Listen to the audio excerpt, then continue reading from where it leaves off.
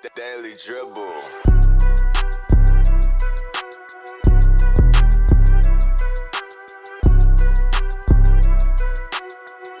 And welcome back to the Daily Dribble podcast, guys. As always, I'm your host, Nick Zammit. Here back, a little Friday night delight. Joining me in the hot seat is Mr. Row Hancock. How are we, Nick? Mate, we are here. We are geared up. Another massive episode. As we've been saying the last couple of weeks, all systems go to the playoffs now. Like it is, you know, within the next couple of weeks, it really is, for us as basketball fans, the most exciting time of the year. Oh, absolutely. It's getting to the pointy end of the year. The final few spots of those playoffs positions are being set. And who knows, like it might take until the very last game of the season to sort of sort some of these playoff spots. It's tight. Well, just we were saying just before we came on air, I said I would give anything to be in Row's position at the minute. Have a team that's already locked in. You know, you're not hinging on the result of every game as I am as a Lakers fan. For sure. Yep. It is just pure pandemonium. Like my heart rate, I reckon I've knocked probably 10 years off my life in the last couple of weeks. The way some of these games are going, it's just too much for me to take. A few greys starting to set in, Nick. Actually, funnily enough, someone did spot my first grey the other day, no. and I felt I didn't know whether to laugh or cry. Los Angeles Lakers, what are you doing to my man over here? It's no good for anyone. Silver Fox soon enough. Mate, by the time the finals come around, I reckon I'll be pure white. Something to look forward to there. Real George Clooney vibes about it. Oh, huge. I reckon I can pull that off. I'd like that, yeah. Guys, massive episode. As I said, a big shout out to both Stadium Scene and The Cover, two tremendous networks doing amazing things for us and a whole host of other content creators out there across the US, Canada, Australia, New Zealand. We are very, very, very thankful of all their continued support of us. So, love what they're doing. Absolutely. Just quickly, I tell you what, this ring light's doing wonders to the old eyes on the... Mate, you've got the high beams on, don't you, just about? Full beamers on. It's, although it kind of looks quite cool, doesn't it? Like if you're a YouTube watcher of the podcast, be sure to subscribe, like, comment, do all that good stuff. But yeah, be sure to check my man's eyes out here. They are looking... Like, it's kind of like something you'd see in a movie, isn't it? Like the AI intelligence. It is. It's like very Terminator type stuff. But will you be back? I will be back, Nick. There you go. I will be back. Don't you worry. Good man. Just in the theme of quick shout-outs, just wanted to give a quick shout-out to two of our younger fans doing tremendous things down here in the basketball landscape in Tasmania. So a big shout-out to Cody Quarrell, doing wonderful things with the Southern Wolves, and also Parker Earl with the Glenorchy Rebs. Just wanted to highlight these two young men doing great things at the minute in our basketball locally, and certainly have very bright futures ahead. So, you know, I've made a couple of big proclamations with Josh Giddey, Dyson Daniels, a few of these other players. This might be the youngest ones I've kind of got my eye on at the moment. So we've got the future of Tasmanian basketball here. Come back to me in a couple of years. This could age beautifully. So really appreciate all the support, lads, and continue to kick goals. Absolutely. Now, I just want to give a quick shout out, one more, to both yourself and Lee. Lee, unfortunately, couldn't join us tonight. No doubt will be back on board next week. Yes. Now, I don't think you know where this is going. I absolutely don't. I'm intrigued. I say it with kind of resentment a little bit, but a big shout out to both you and Lee for making our fantasy basketball grand final. Yes. I hate to admit it, last week, goddamn Kyle Anderson, slow-mo for you, absolutely torched me in our semi-final matchup. Hence, I will be at best competing in the third place playoff. Yes. But great to see all members of the Daily Dribble up there. And as things stand at the moment, Ro, a couple of days to go. Are you in the box seat? Oh, look, at the very moment, I'm projected to beat Lee. Now, I'm striving to go back-to-back, and against Lee, out of all people, would love for it to happen.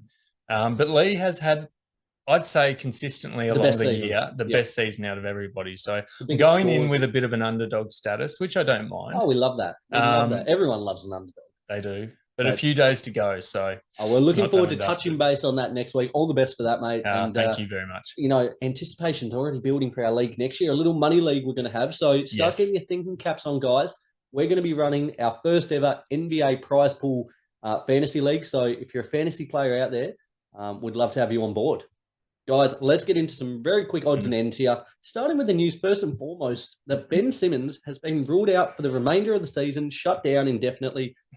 Has averaged 7.6 rebounds, 6 assists across the season. Now, the point I want to make, we've seen how good he can be when he's at his best. All-star caliber. All-star caliber, an incredible, DPOY candidate. But the fact is now, what happens to him? Do you still believe that he can warrant a spot in the league, like as a big contributor for a team, or do you think he's it's almost going by the wayside a little bit. Oh, I tell you what, Nick, my faith is running out quite quickly with Ben Simmons, and it's a real shame, isn't it? Because we look at what his performance was at his absolute peak during those years at the Philadelphia 76ers. Absolutely. As you said before, depoy candidate, Yep. all-star caliber type player, and then to drop off to the point where at the moment, I'm not sure if there's many teams within the league who really want to take a punt on him. If he doesn't come back to the Nets, will there be teams putting their hand up saying, yep, I can persist with you, particularly given how he's been performing over the last few years? The only option I could really see, and I think of this just off the dome, is a team possibly like, say, hypothetically, the Sacramento Kings, who are so offensive-minded, just to bring a little bit of balance to that squad potentially. But again, even then, as you said, Faith, I've just about lost all of it, I think, in Simmons. And it's hard to say as a fellow Australian. We don't like giving up on him, but the track record over the last couple of years is horrendous. Oh, well, you can only go off what you've seen recently. And I tell you what we've seen recently has been absolute dog poo. It's been awful. It's disappointing as well, just purely the fact he has not, even when he's on the court, on that offensive end, made any strides to improvement. No. And it's almost as if the struggle for him is up here mentally, because any other player with the skill set that he has and the potential he has would be putting in the work to improve that. We saw it with LeBron early days. Yeah. He was a really sort of ordinary three-point shooter. You didn't trust him pulling up from beyond the arc. Over the years, as all great players do, they continue to work on their game. Their shortfalls are the main focuses over the off-season. Absolutely. And he hasn't taken those strides to closing the gap between, where he's at and where he needs to be. Yeah, and it's a shame because he really is, I believe, in the perfect position in Brooklyn at the moment. In Philly, there was a lot of pressure, a lot of expectations. For as well as Brooklyn have done this year, and they've kind of rebuilt their squad now, offloading those big names, Durant, Kyrie. There's not that level of expectation. So he's got a real opportunity to get on the court without the weight of the world on his shoulders and perform. So very interested to see what happens with Simmons over the coming months, year or two. But I think he could be on pretty thin ice in the league at the moment. I can't imagine too many teams taking a punt on him. Unfortunately not. Just quickly, we don't speak, first to admit we're not huge college ball fans here.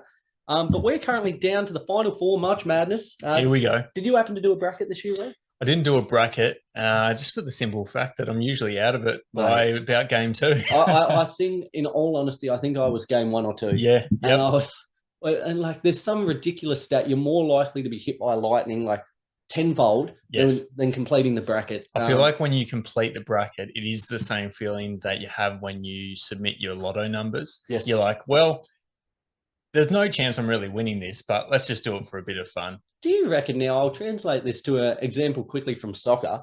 There was a guy, this football manager, and he was playing the game religiously. And he started with pretty much the worst possible team, got him to, world champions, whatever else. He was actually given an opportunity as a manager for an actual legitimate soccer club off the back of his success in the game. Goodness me. If you were to complete the bracket, do you reckon you'd be getting offers, to do some of these things? People would be saying you'd be revered. Yeah, people would be saying I'm Nostradamus or something like that. That's an incredible effort. Yeah. But it's all a bit of fun. It is. Yeah. Well, as I said, down to the final 4 teams, we have got the San Diego State versus the Florida Atlantic Owls in matchup 1. Just from what I've seen, I've been paying a little more attention to it this year, just trying to get ahead on the draft prospects. Head of the curve. Yep. San Diego's D looks, I think, too good in this one. So I expect them to progress. In the other matchup, we've got UConn against Miami, Florida. UConn's, I think it's to lose from here. They're the highest seeded team still remaining. Jordan Hawkins has been the main destroyer so far in the Elite 8 as such. Expect him to have another massive showing. But just wanted to make the point, it's awesome college sport, isn't it? We down here, it's just a different world the way they actually get around college sport. Well, up there, as far as from my understanding, they get around college sport more than they do so national sport. Absolutely. In terms of football. Yeah, in terms of just intensity and love for the team. Yeah. And everything is riding on that result. That's one of my main regrets actually when I went to America. Why didn't I attend a college game of some description? Because the atmosphere I'm going to have to head back at some stage. Absolutely. But Yeah. Oh, so your pick is UConn? I've got UConn at the Yeah. moment. They're the 4th seed. They've got Miami, San Diego, both 5 seeds, and Florida Atlantic ours, the 9th seed. Mhm. But again, just as I said there, I think the difference will be Jordan Hawkins. He's looked really good. I think we'll go pretty high in the draft. Mhm. But I think next year I'm really going to try. We spoke about the last couple of weeks how much goddamn basketball's on. Juggling the NBL, juggling the NBA. Too much, And almost. I've said to myself this week, I really want to try and commit a little bit more to college ball. And I've been toing and froing because I just know it's such another massive workload to add. But yeah, great stuff there. Love the passion and certainly looking forward to seeing how the Final Four plays out. Yep, exciting. Julius Randle, during the week, suffered a sprained left ankle.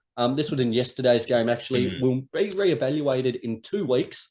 Now, if all goes well, he would be in time back for the start of the playoffs.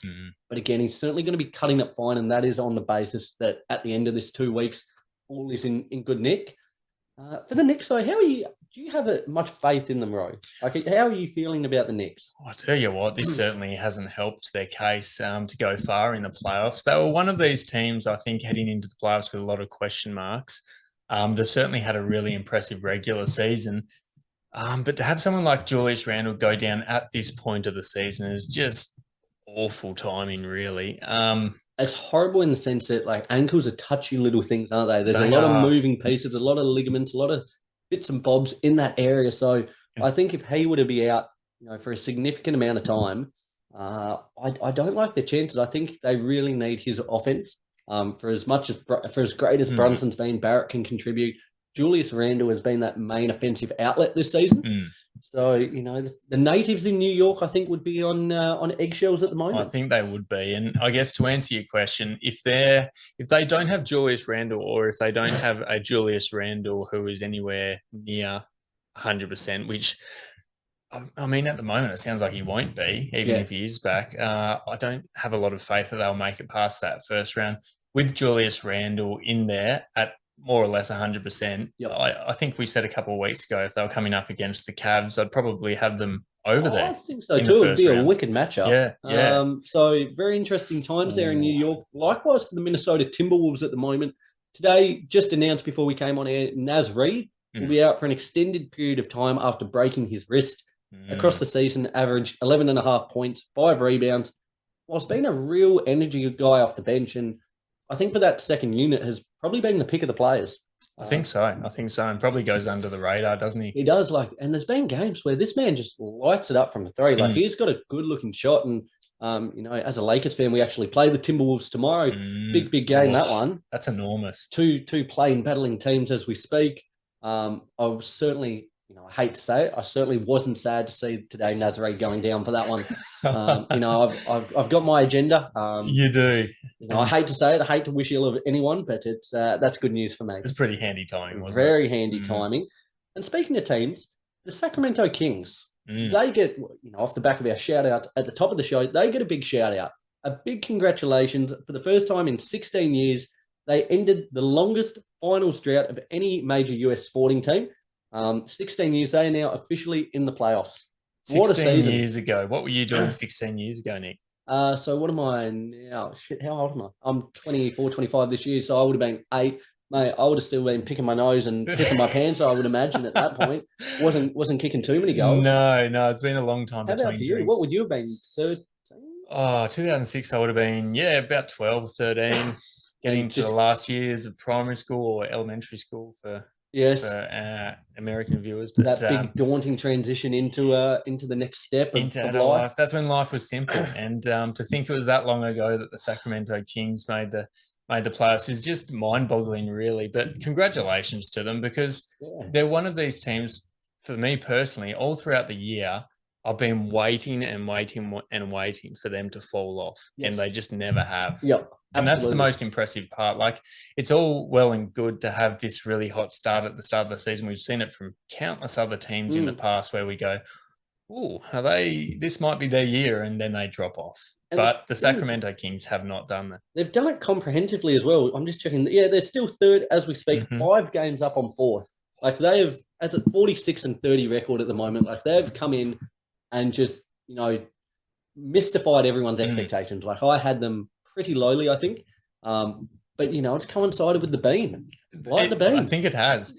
What do you honestly reckon is the driving force behind their turnaround? Because Good question. It's a difficult one to answer because we know that Domantas Sabonis is a quality player, but it's like, do I think that Sabonis is the difference between them finishing 13th and finishing third in the West? Absolutely not. No, it's not. I think a mindset change or something. I really don't know. I can't put my finger on it. I think what it is now, and I've said probably last year more so, and we both spoke about it in the year before, their ability to turn every game into a track meet. And under Luke Walton, that's what it was. Whoever scores 130, 140 points, is going to win. And more often than not, it wasn't the Kings. Yes. And we said they needed to add a bit of a defensive identity. Yet they've almost doubled down on the offense side and are just scoring more points. Seeing 150 now from the Kings is not, an uncommon thing. I love the acquisition of rookie Keegan Murray. I think he's been phenomenal. Also broke Donovan Mitchell's record during the week for most threes in a rookie season. It's almost like that went under the radar to a certain extent. Absolutely. Yeah, and that's it. I just think they're a really well-rounded team. They've kind of hung their hat on offense, and as I said, just doubled down on it. It's quite funny. Just, they've got players, we speak about Davion Mitchell, Keegan Murray a little bit, who can play a bit of defense. But for the most part, there is none. There is zero. Absolutely not. I mean, you got Matty Dellavedova riding the pine, so he's not really contributing in that way. But which begs to question, as I think we said last week, about what might happen in the playoffs once the tempo slows, less possessions, real grit and grind. These defenses really put the clamps on how the Kings will fare. So very exciting times. Whatever happens, though, if they were to get waxed 0-4 in the playoffs, tremendous season. Great season. Taking nothing away from them. Who are they coming up against at the moment? So at the time of writing, they would be matched up against the Warriors. Now, what an offensive just shootout that would be. Sorry to butt in. No, please. Just before I forget, which I probably will. Did you hear Draymond's comments throughout the week regarding that potential matchup? No, I missed it. He's more or less said that would be his preferred matchup, not because he doesn't rate the Sacramento Kings as a team, but just for the travel aspect. Oh, yeah, absolutely. Between San Francisco and Sacramento, so much easier than having to go to walking distance. Memphis or having to go to, halfway across the country. To Denver there. Yeah, to absolutely. Denver, which supposedly he says isn't much fun to do. That would be a tasty little matchup. And we'll get into this probably more so next week and the weeks following as the playoffs really nut down on us. But some of these matchups are just going to be enthralling. I cannot wait. In the East and the West, a lot to look forward to there, my man. Genuinely 50-50 matchups, a lot of these ones. But, yeah, can't wait. Absolutely. Let's move ahead. The Daily Dribble. Now, kind of thought this week it would be a perfect opportunity. This is probably going to be one of the last chances we get to speak about these teams that seasons are practically over. Yeah. They're not fighting for a playing spot. Their season is effectively done. They're making up numbers at this point. But I thought we'd actually take the positive approach, the glass half full approach, and try and give a couple of compliments for these teams, trying to end their year on a good note. Would have been very easy to no doubt condemn them and point out all their flaws. Considerably harder pointing out something good. For sure. But yeah, just a good opportunity. Probably one of the last ones we'll have to speak about these teams. So. Yeah, I think so. And look, throughout the course of the season, the teams that we're about to mention probably haven't been given much love at all. And when we have spoken about them, it's probably been in a distasteful tone. Negative tone. More often than not. But no, let's get started. Who have you got to start off, Nick? I might kick us off first and foremost with the Utah Jazz. Utah Jazz. They're in and around the mix, I believe. They're still just lingering. They're currently a game and a half back of OKC for that final playing spot. But I think their season's effectively over. I think so. But the compliment I have for them, the Jazz have one of the best front offices within the league. Now, if you look at the way they handled the departures of Mitchell and Gobert, it really, that was a historic shakeup. For sure. And they got historic packages back, in particular for Gobert there. I love their approach of not trying to really win now, I guess. They've been in and around the mix, clocking up wins the last few seasons, but they tried to strip it back, build that asset chest to really go hand in hand with OKC and a couple of these other teams. I think they're going to be in really good stead for the next 5 to 10 years. And probably the biggest point has been they have already found the perfect replacement for Rudy Gobert. Walker Kessler, across 23 minutes a game this season, he's averaged 9 points, 8 rebounds, 2.5 blocks. you really could not have asked for a better rookie performance and a better guy to fill the void left by Gobert. Oh, absolutely. Yeah. I mean, for the majority of the season, he was pretty much on par with Rudy Gobert in a lot of key statistical categories, which is 100%. incredible given Ridiculous. the amount of money that the Timberwolves pulled out of Splashed their out back there. pocket for him. Old But A-Rod throwing out bills. he absolutely is. But no, I like this, and well deserved as well, because they were a team at the start of the year who sort of came out of the blocks really quickly. Oh, that was ridiculous, wasn't it? Yeah. And you kind of always felt it was going to slow down a little bit. You but did. They've been hanging around, and even now there's like a lot of these guys are shut down, but there's still a team, you know, with these teams that are fighting for playing spots that you don't want to come up with. They're plucky. Exactly. They remind me a lot. I don't know what you'll think of this comparison, Nick, but they remind me a lot of the Jack Jumpers in the fact that they don't necessarily have any superstars, but they've got a lot of guys who will try hard any given night. And as you said, which I think was summed up perfectly, you don't want to come up against them because they've sort of got like a chip on their shoulder to a certain extent. Yeah. And I see the Jack Jumpers in the same way. So do you think in terms of like the next couple of years, do you think they're in a good spot in terms of the players they've currently got? There's a couple of contracts there looking probably Jordan Clarkson-esque players that could be moved on. But the draft assets they've got as well, in particular for that Gobert and Mitchell trade, they're in a really nice position, I think, to really build. You know, it's not going to be next year, probably not the year after, but, you know, over the late end of the 2020s, I think they'll be a bit of a force to be reckoned with. Yeah, I tend to agree. I think they've got a plan in place with those draft picks. It always gives you optimism for the future. And I think they're not a destination, are they? They're going to have to do it by the draft. Means, yeah, and it's a law of averages, isn't it? The more picks you've got, the more chances you've got to get it right. And they're in a pretty good spot on that front. Could they, by some miraculous outcome, land one of these two big dogs in the upcoming draft? Or is that just too far-fetched? I think it could be a little bit far-fetched, and I don't think in terms of, pardon me, if they were to add one of them, I don't know if it would be enough to get them over that hump to really make. I feel like it'd be kind of, you know, throwing the baby out with the bathwater. That's the expression, isn't it? Like there's not. I always get that one mixed up, but I think you're right. The only thing I'm thinking, but if they manage to pluck one of those two guys, just from we're talking about a destination, when you have one of those two talents coming over, and we've seen it all throughout NBA history, it just takes one really good guy to attract other very good players as well. So who knows? I think it's far-fetched as well, but it'd be a little bit of fun. Stranger things have happened. Oh, absolutely. Give them something to cheer about, the Jazz fans, because really would you say they've kind of underperformed a little bit over the last couple of years, given their really strong regular seasons? You know, the talented players they had, Mitchell, Gobert, Conley, all these other players.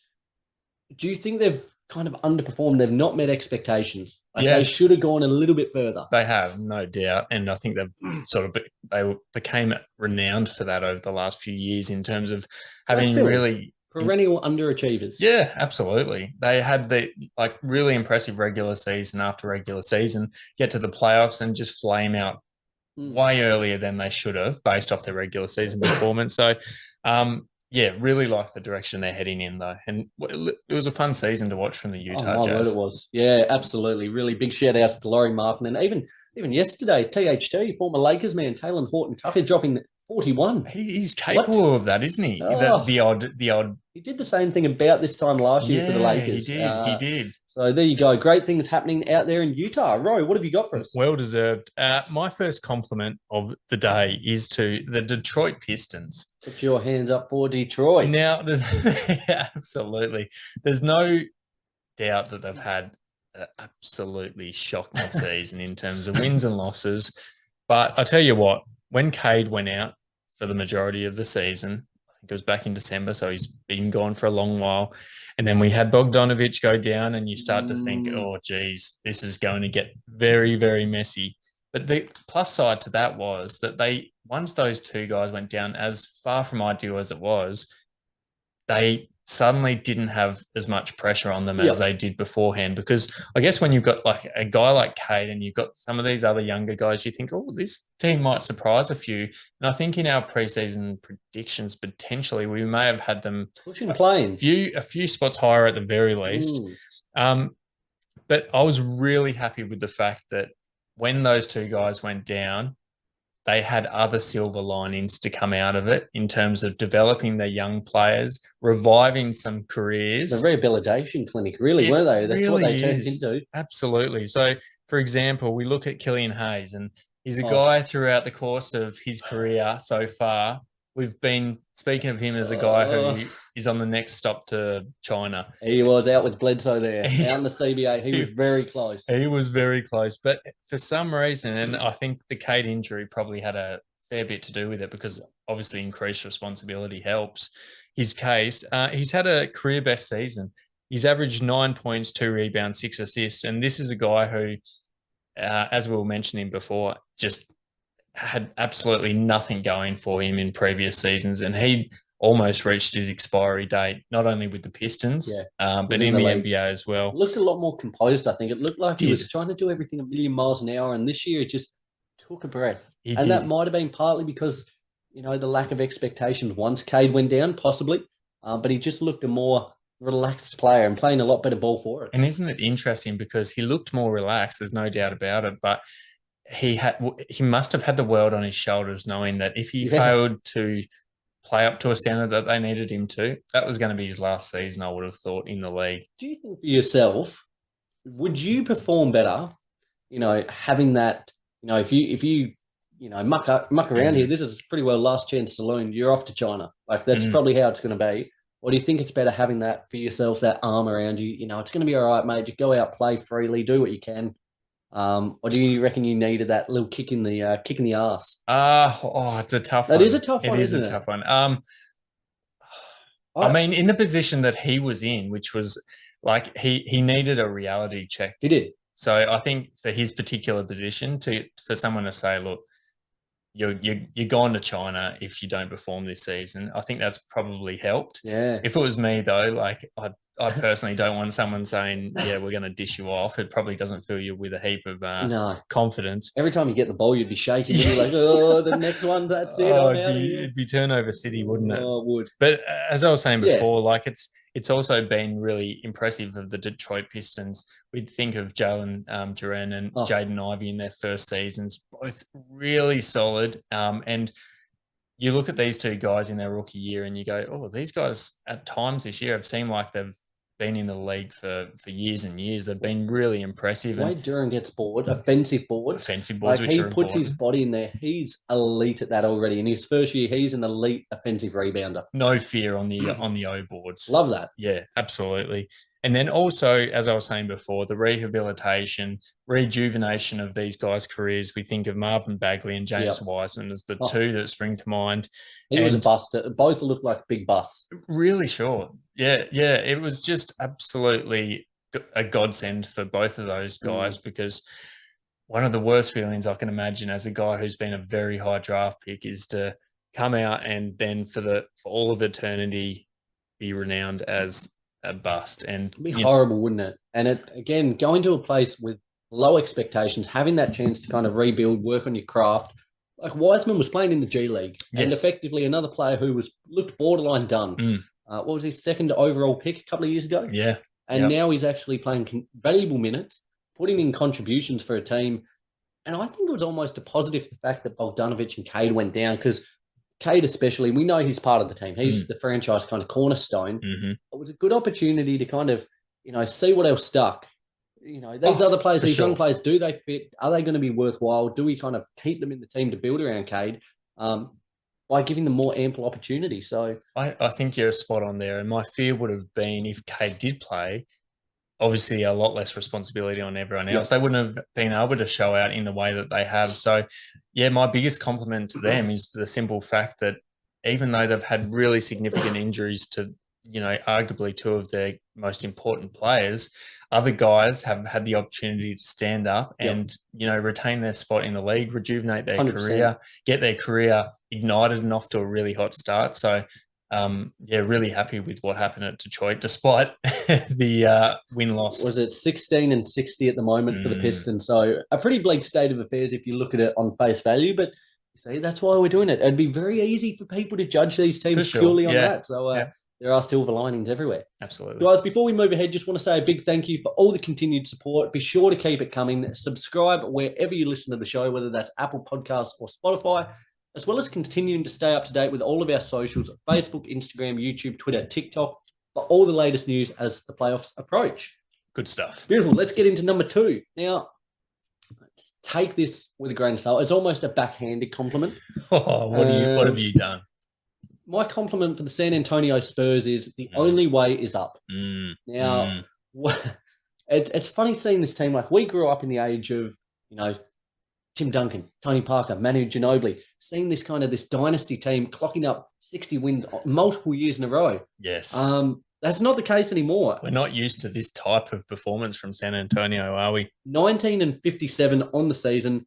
Pop's approaching retirement. Really, for me, they don't have anything exciting. They don't, you look at these other teams. You've got Cade, Orlando, you've got Banchero, whatever. You've got players for these teams, but the Spurs just don't have anyone that really excites me. Keldon Johnson, I had high hopes for going into the season. That hasn't panned out quite as I'd envisioned. Devin Vassell, Devontae Graham, friend of the show, coming in. There's not a lot to like there, especially now Pirtle's gone as well. Like, if you look at their roster, it's probably the highlight is Jeremy Sohan at the moment, averaging 11 points, 5 rebounds, 2.5 assists, 1 steal a game in his rookie season. Yet, for me, it doesn't feel like the player that you're going to kind of attach the cart to and, the horse is going to pull that team to victory. I think so, yeah. I put a quote down here, right? Now, you know how much I love the movie The Dark Knight. You do, yes. Big shout out to Heath Ledger. Iconic performance there as the Joker. Your favourite movie behind Jack and the Beanstalk, we know this. Absolutely, yes. Yeah. So I've gone with the quote from none other than Aaron Eckhart playing Harvey Dent. The night is darkest just before the dawn. That it is. I truly hope that the dawn is almost here for the Spurs because they are a tough watch. As I said, even watching the Rockets, you've got Green, Porter. There's players to actually take notice of, but on the Spurs, it's just kind of going through the motions. It is no doubt at all. And I'm going to be honest, I tried hard to give them a legitimate compliment here. I really tried and looked up and down and searched for everything, but this is just about, the high watermark that I could get for the Spurs. Yeah, I know what you mean. And to be honest with you, this is another team that I'm going to give a compliment to as well. Is yours a little bit nicer? A little bit nicer because I'm just thinking about, I guess, the position they're in versus the position that they could potentially be in due to the position they're in, if that makes sense. So that's like entering the Matrix. There's all these formulas and things going through my head, but I think I'm with you. It's a little bit of Inception, but like the fact of the matter is that they had no choice, particularly given what the gold is at the end of the rainbow at the end of this season, to dish off like their quality players. So we saw like a few years ago they dished off DeMar DeRozan. We saw this year they dished off Jakob Poeltl, who's a really solid big man. Absolutely. And as you were saying before, like they're in a really sort of ordinary state of affairs when they're being led by Trey Jones, Devin Vassell, Keldon Johnson. Tough. It's a tough watch any given night watching the Spurs. But the fact of the matter is they are now in one of the best positions to land a marquee guy for their franchise. Yes. It's not like they've consciously I don't think they've consciously lost games because I just don't think they had the capability in the first place. But the fact of the matter is they're there, they have the chance. And, who knows? Next season, we could be looking at this Spurs team as a really exciting team if they recruit a Scoot or if they manage to get Wemby. The big fish. Imagine. So let's just play that for a moment. That situation with a Wemby. The beautiful thing is, like, they've pretty much cleared house. Like, they can completely now. They're homeless. Oh, exactly. Yeah. If they were to get a Wemby, you are starting from scratch. Yes. You can pretty well tailor that team around him. You've got your generational talent. As we've said, it only takes one big fish to get there. But in that regard, I see what you're talking about. It's not a bad position if they were to land a Victor or a Scoot. You can completely start from the ground up. As I said, the only way is up. For sure. So, that would be huge for them to land one of those players. And despite everything, they still don't have the worst record in the league. Yeah. Which is baffling. Unbelievable when you look at their list.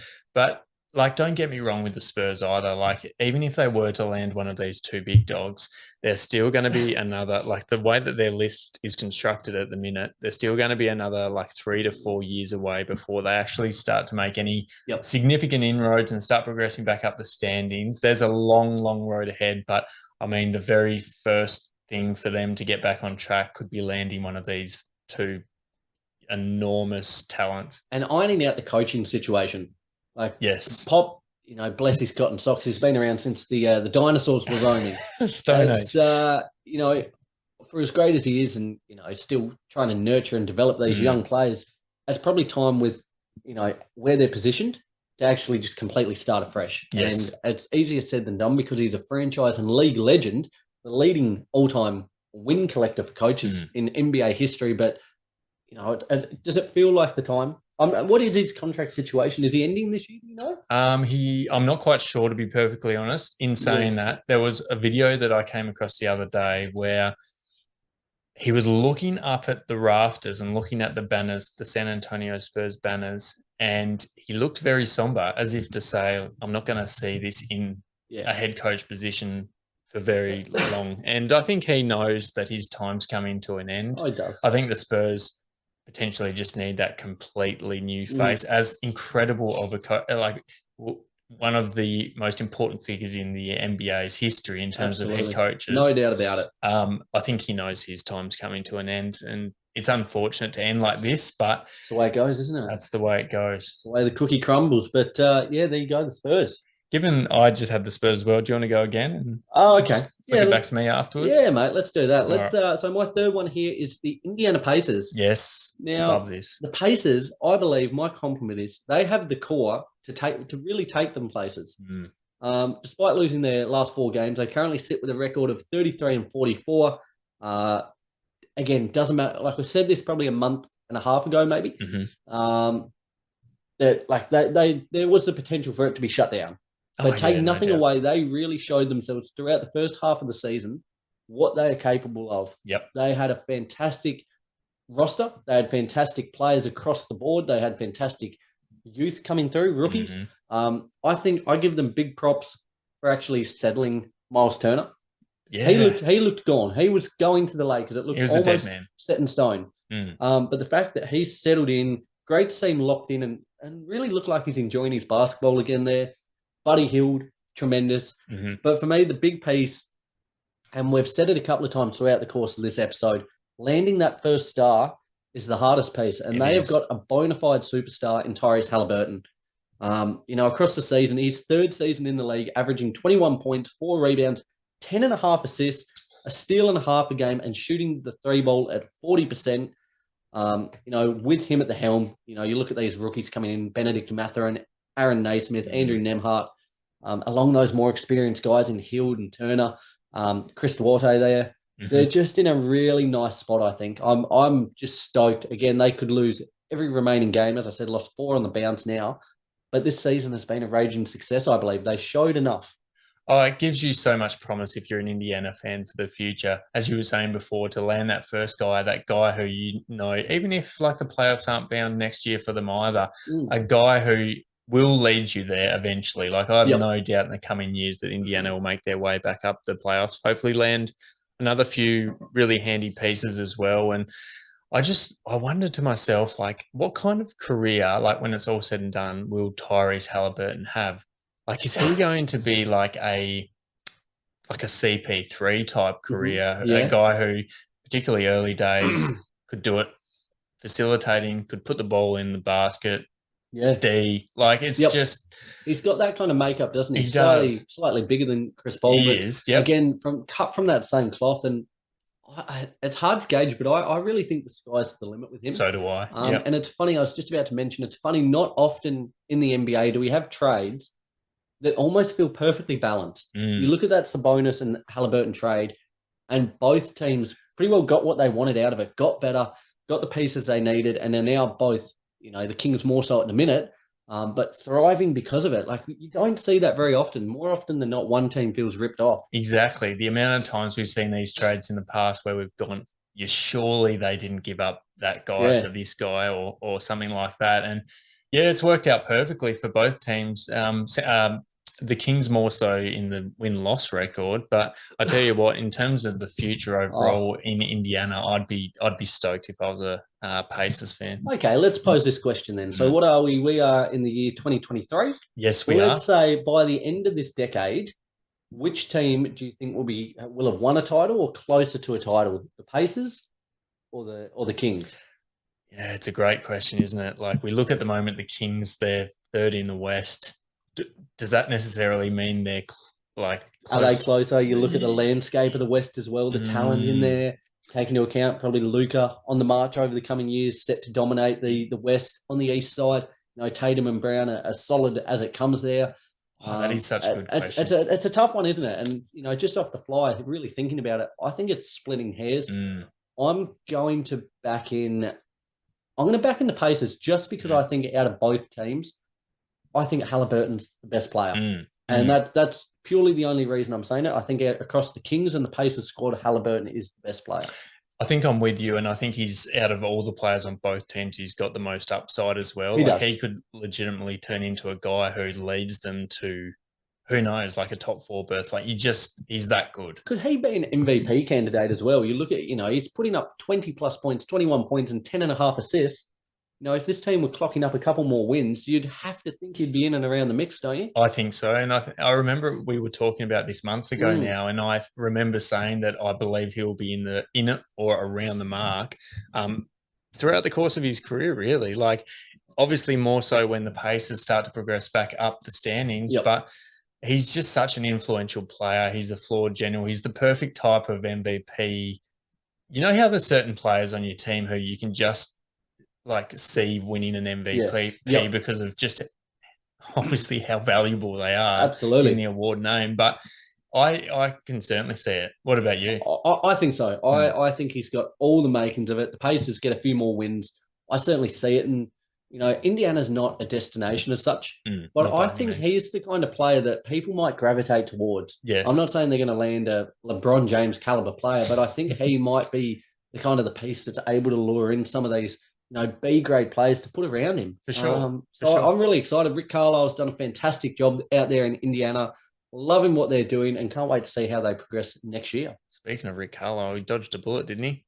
Getting out of Dallas. Oh, he did, didn't he? Bloody oath he did. Big bullet. We spoke about, if you're watching this on the old YouTube, in the background, you've seen it every week in and week out for the last couple of years. Row investing heavily in the signed Luka Doncic jersey.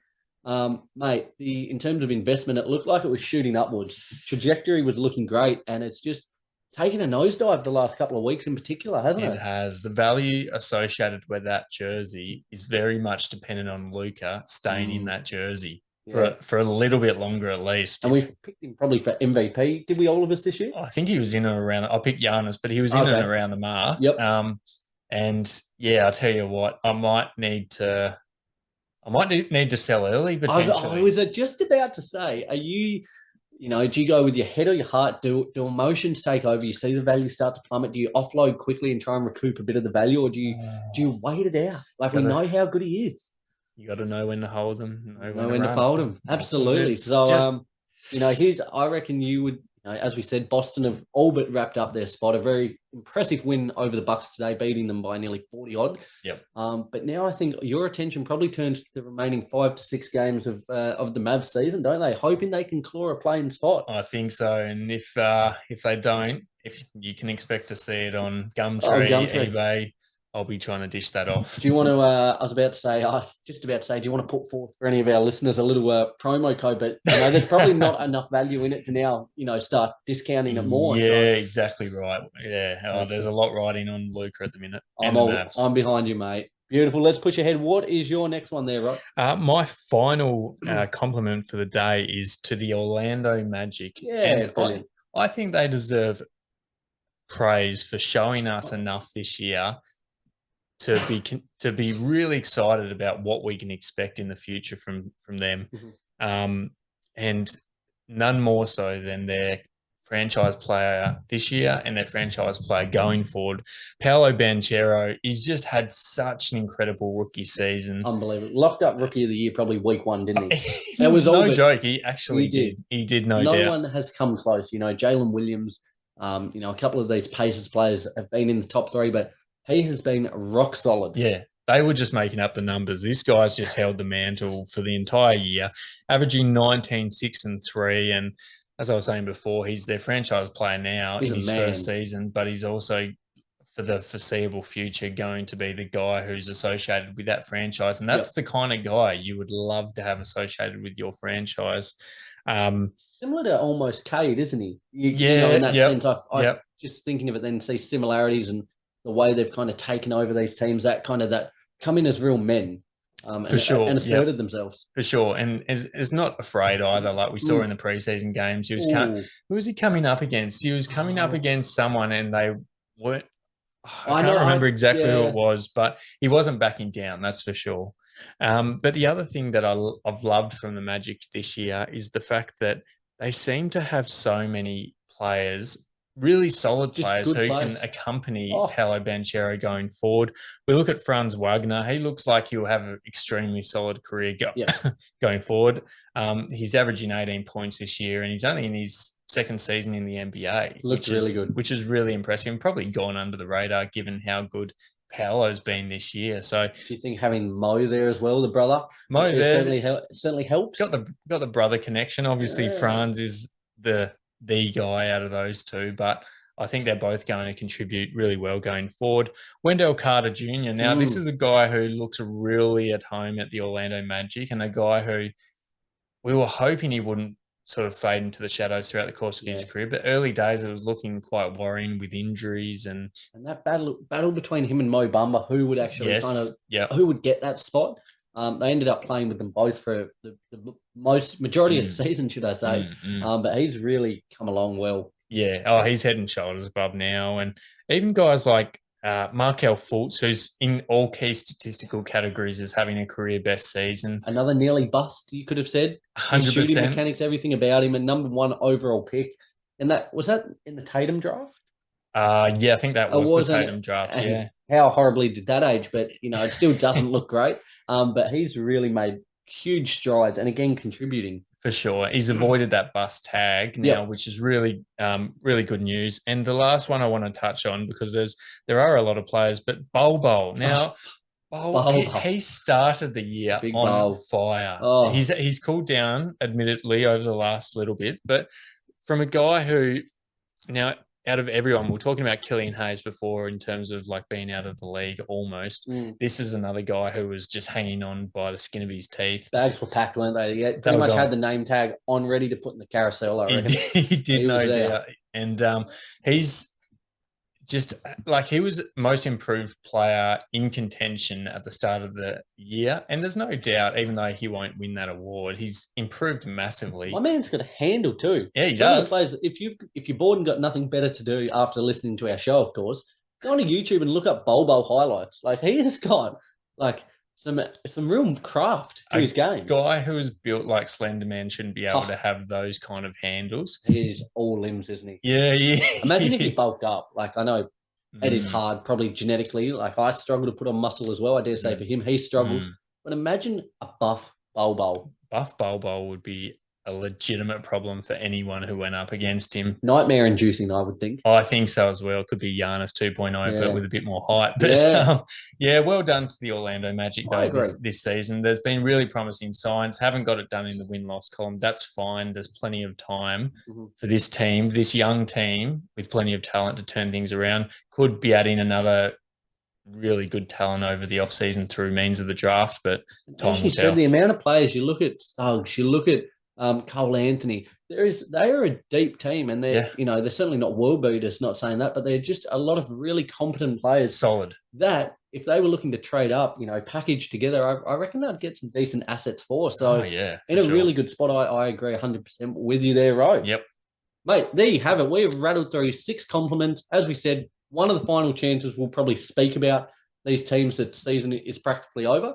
All attention now will shift towards the teams that are going to be vying for playing spots, for playoff spots. a lot to look forward to there. It's as I said, for us as basketball fans and content creators, it's the most exciting time of the year. Oh, it is, no doubt. Just off the fly, this one might Here we go. have you going a little bit. Yeah, If there was any team in the league who you just simply, for the life of you, could not give a compliment to, who could you not give a compliment to? Who could I not give a compliment to? This is hard at the moment.